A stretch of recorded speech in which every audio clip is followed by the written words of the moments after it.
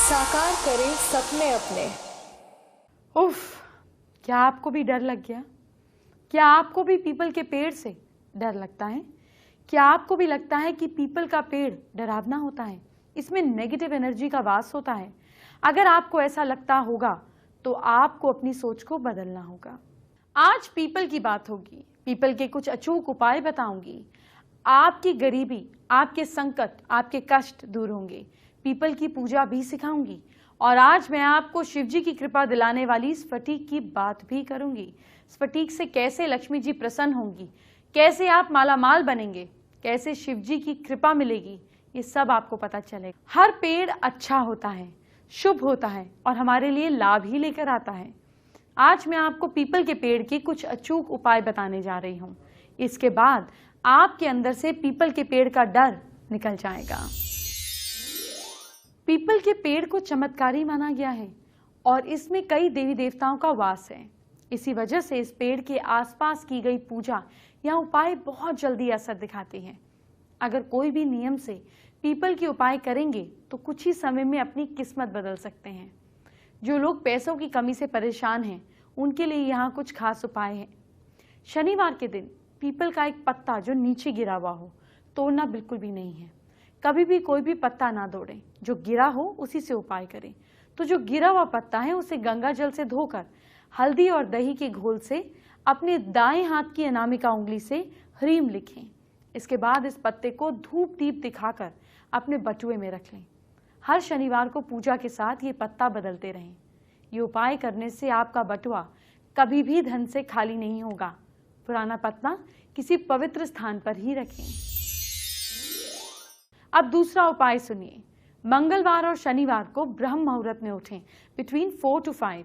इसके बाद फ्रेश होकर किसी पीपल के पेड़ के 11 पत्ते ले आएं। ध्यान रखें, पत्ते पूरे होने चाहिए, कटे पटे टूटे फूटे नहीं होने चाहिए।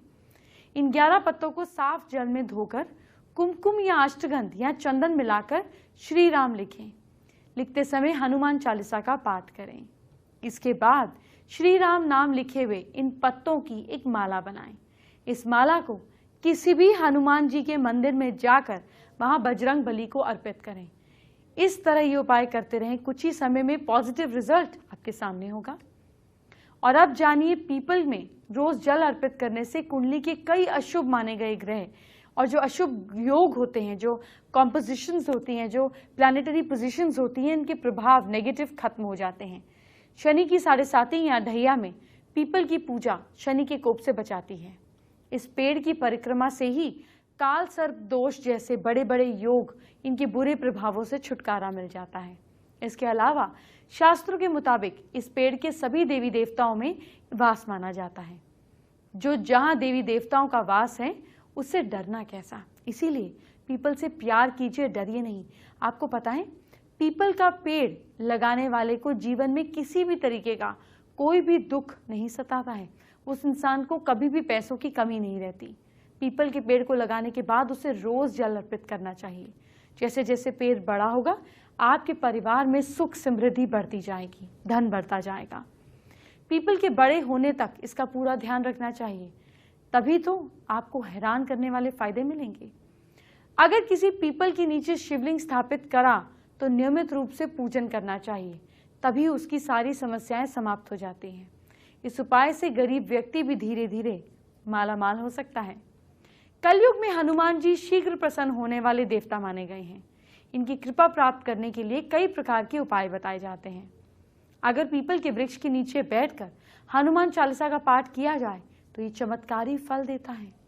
शनि दोषों से मुक्ति के लिए पीपल के पेड़ के उपाय रामबाण है। शनि की 7.5 और ढैया के बुरे प्रभावों को नष्ट करने के लिए हर सैटरडे पीपल के पेड़ पर जल चढ़ाकर 7 परिक्रमा करनी चाहिए।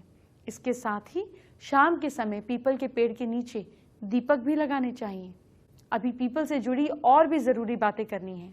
एक खास दिन जब आपको पीपल की पूजा नहीं करनी है, कौन सा है वो दिन, आगे बताऊंगी।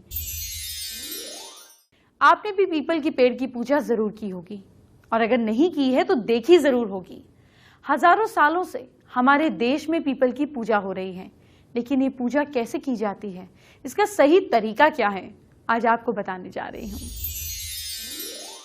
पीपल के पूजन की क्या है सामान्य विधि।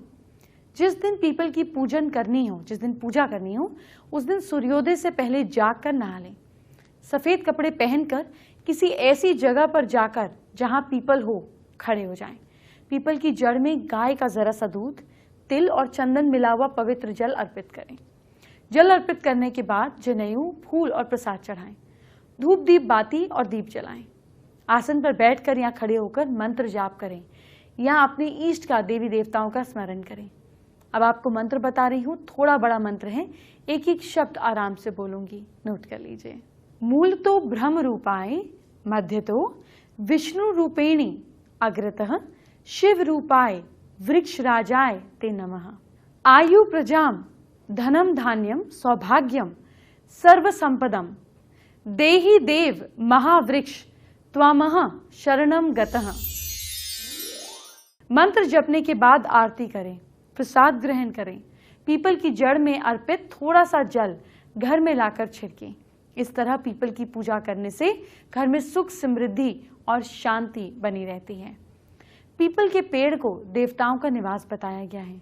पीपल की जड़ में विष्णु, तने में केशव, शाखाओं में नारायण, पत्तों में भगवान हरि, फल में सभी देवताओं से हमेशा निवास रहता है।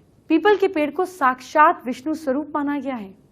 इसीलिए जब आप पीपल के पेड़ की पूजा करते हैं तो मन में शांति मिलती है। लेकिन इसके पूजन से जुड़ी एक बात का ध्यान रखना बहुत जरूरी है, वो ये कि रविवार के दिन पीपल के पेड़ की पूजा ना करें। स्फटिक की माला का संबंध शिवजी से है। आपको आसानी से किसी भी अच्छी पूजा की दुकान में मिल जाएगी। बड़े शिव मंदिरों पर भी मिलती है। इस स्फटिक की माला पहनने से आपके कई संकट दूर होते हैं। आइए आपको बताती हूँ। मान्यता यह है कि स्फटिक को धन की देवी लक्ष्मी जी का स्वरूप माना जाता है, जिसे गले में हार की तरह धारण किया जाता है। स्फटिक निर्मल होता है, बिना रंग का होता है और पारदर्शी होता है। विधि विधान और श्रद्धा से स्फटिक को गले में धारण करना चाहिए। सारे काम में सफलता मिलती है। कॉन्स्पिरेसीज, कंट्रोवर्सीज दोनों खत्म होती हैं। इसके अलावा स्फटिक की माला धारण करने से किसी दुश्मन का डर नहीं रहता। किसी जरूरी काम के लिए जा रहे हैं तो घर से बाहर जाने से पहले अगर माता लक्ष्मी की पूजा अर्चना करने के बाद स्फटिक की माला धारण करी जाए तो ऐसा माना जाता है कि काम जरूर पूरा होता है और सफलता मिलती है। अगर आपके घर परिवार में गरीबी है, हमेशा तंगी चलती रहती है, तो स्फटिक रत्न को गंगा जल से पवित्र करके मंत्रों से शुद्ध करके पूजा स्थल पर रखना शुभ होता है। इसके साथ साथ धन की प्राप्ति के लिए माता लक्ष्मी के मंत्र ओम श्रीम लक्ष्मी नमः, इसका कम से कम एक माला का जाप उसी माला से कीजिए, स्फटिक की माला से। अगर आपकी दुकान है या बिजनेस है तो आपको भी स्फटिक की माला को अपने गले में, जहां पर आप कैश रखते हैं, गले में नहीं गले में रखना चाहिए। इससे आपका प्रॉफिट, आपका मुनाफा बढ़ेगा और आपको मजा भी आएगा काम करने में। उपाय करते समय इस बात का ध्यान जरूर रखना है कि जिस तिजोरी में स्फटिक की माला या रत्न रखा जाए उसका दरवाजा उत्तर दिशा में ही खुले। वैसे भी वास्तु के मुताबिक पैसा रखने की जगह दक्षिण में होनी चाहिए, जिसका जब चेहरा मुंह खुले, उसका द्वार खुले तो नॉर्थ की तरफ खुले, क्योंकि नॉर्थ में माँ लक्ष्मी और कुबेर जी का वास है। अभी आपको स्फटिक के कुछ और उपाय भी बताऊंगी, शो पर बने रहिए। सोमवार के खास दिन स्फटिक की माला की कुछ और जानकारी आपको दिए देती हूँ। स्फटिक में कई तरह की खूबियां होती हैं जिनके बारे में कम लोगों को पता होता है, लेकिन मैं आपको शिव की कृपा दिलाने वाली स्फटिक की एक एक खूबी बताने जा रही हूँ। अगर आपकी सेहत खराब रहती है तो स्फटिक आपके लिए बना है। स्फटिक की माला कई तरीके की शेप में आती है, लेकिन इसकी खासियत यह है कि इसमें हीलिंग पावर भरपूर होती है। इसको पहनने वाले की सेहत हमेशा अच्छी रहती है, बीमारी उनसे दूर रहती है। कुछ लोगों को ये भी मानना है कि स्फटिक नेगेटिव एनर्जी से भी बचाता है, इसके लिए बहुत मशहूर है। लेकिन ऐसा हमेशा मैं बताती हूँ कि आपको डॉक्टर का इलाज कराते रहना है। साथ ही में स्फटिक का इस्तेमाल आप कर सकते हैं। पूजा में स्फटिक का कैसे इस्तेमाल करें? स्फटिक का संबंध शिव जी से है, इसीलिए महादेव की पूजा अर्चना में भी स्फटिक का इस्तेमाल किया जाता है। इससे आपकी गरीबी दूर होगी, बीमारियां दूर होंगी, घर में पॉजिटिव एनर्जी आती है, खुशहाली प्रवेश करती है। इसके साथ ही स्फटिक के मनकों से माँ लक्ष्मी का जाप करने से, उनके मंत्रों का जाप करने से मन को शांति मिलती है और घर में माँ लक्ष्मी का वास होता है। स्फटिक की माला को धारण करने से बॉडी का बैलेंस अच्छा रहता है, आप अच्छे से सोच पाते हैं, ठीक फैसले कर पाते हैं, डर भागता है। स्फटिक की माला के साथ रुद्राक्ष और मूंगे को पिरोया जाए या इसका ब्रेसलेट बनाया जाए तो मन का डर खत्म होता है। इस तरह की माला पहनने से आपको डर भी नहीं लगता और आपकी परेशानियां भी खत्म होती हैं। स्फटिक से आपको एक और सुख मिलता है। कहा जाता है कि स्फटिक के शंख से महादेव को तर्पण करना चाहिए। इससे बार बार जन्म लेना, मृत्यु चक्र से आज़ादी मिलती है। एकाग्रता बढ़ाने के लिए स्फटिक बहुत कारगर है। आपकी संतान की अगर पढ़ाई में मन नहीं लगता, उसके नंबर अच्छे नहीं आते, बच्चे ध्यान तो वैसे ही नहीं देते, आप देखते हैं, तो आपको एक काम करना है। आपको अपने बच्चों की स्टडी टेबल पर स्फटिक मणि या पिरामिड रख देना है। इससे बच्चों की समझ बढ़ती है, पढ़ाई में आने वाली रुकावटें दूर होती हैं, नंबर भी बढ़ते हैं। वास्तु दोष निवारण के लिए घर में वास्तु का आपको बहुत ध्यान रखना चाहिए। मैं आपको हमेशा इसके लिए बताती रहती हूँ। लेकिन अगर आपके घर में कोई वास्तु दोष है तो घर और परिवार दोनों को खतरे की घंटी से बचाने के लिए स्फटिक को यूज करें। आपको क्या करना है, घर में या काम करने वाली जगह पर इसकी स्थापना करने से सफलता मिलती है। इसके लिए दीपावली के पूजन में भी इसका इस्तेमाल होता है। स्फटिक की मणि भी बाजार में मिलती है। आप सोच रहे होंगे स्फटिक मिलता कैसा है। असल में ये स्फटिक बर्फ के पर्वतों पर बर्फ के नीचे टुकड़े के रूप में मिलता है। जिस तरह वहां की बर्फ सफेद और क्लैरिटी वाली होती है, ठीक उसी तरह ये मणि भी सफेद और चमकीला पारदर्शी होता है। इसीलिए स्फटिक दिखने में एक मणि जैसा चमकने लगता है। स्फटिक के श्री यंत्र भी आपको अगर रखते हैं तो इसकी एक अलग महिमा है। उसे त्रिमूर्ति यानी कि ब्रह्मा, विष्णु और महादेव का पवित्र स्वरूप माना जाता है। अब इसकी स्थापना कैसे करनी है, जब तक आपको ये नहीं पता चलेगा आपको कोई फायदा ही नहीं होगा। स्फटिक का श्री यंत्र स्फटिक का बना होता है, इसीलिए जब भी उस पर सफेद लाइट पड़ती है तो वो इंद्रधनुष के रंगों में बिखर जाता है। इसे देखकर ईश्वर के आशीर्वाद के तौर पर आपको महसूस करना है कि ये भगवान की ब्लेसिंग्स हैं। इसीलिए हर किसी को अपने घर में स्फटिक के श्री यंत्र को स्थापित करना चाहिए ताकि घर की सारी नेगेटिव एनर्जी बाहर निकल जाए। घर में इसकी स्थापना करने से परिवार में नाम, मान, पैसा, खुशियां, समृद्धि, शांति सबका वास होता है।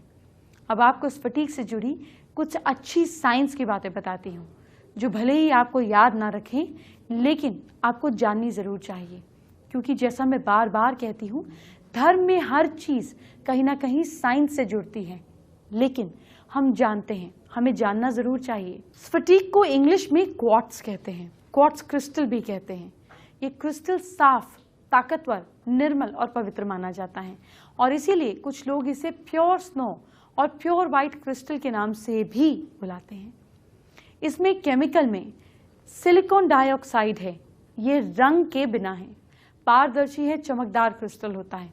दिखने में ये बिल्कुल रॉक क्रिस्टल यानी कि बिल्लौर की तरह होता है। संस्कृत में इसे सितपोल, फिटक और कांचमणि, शिव प्रिया के नाम से भी जाना जाता है।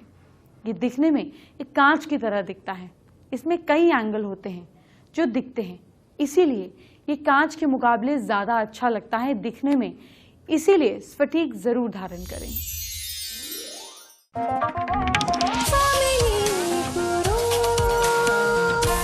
साकार करें सपने अपने।